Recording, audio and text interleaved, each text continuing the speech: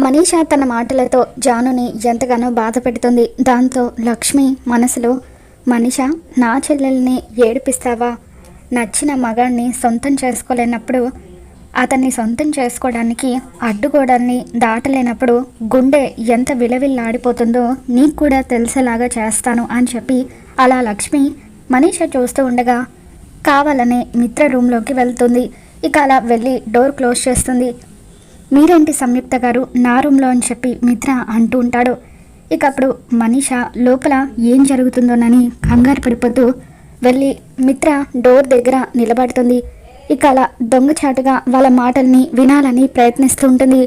మాటలు వినిపించకపోవడంతో అలా ఒక్కసారిగా డోర్ని నెట్టడంతో డోర్ వెనకాలన్న లక్ష్మి మిత్ర మీద పడిపోతుంది. మిత్ర లక్ష్మి ఇద్దరు కూడా బెడ్ మీద ఒకరి మీద ఒకరు పడిపోతారు. ఇక లోపలికి వచ్చి వాళ్ళని చూసిన మనీషా షాక్ అవుతూ ఉంటుంది.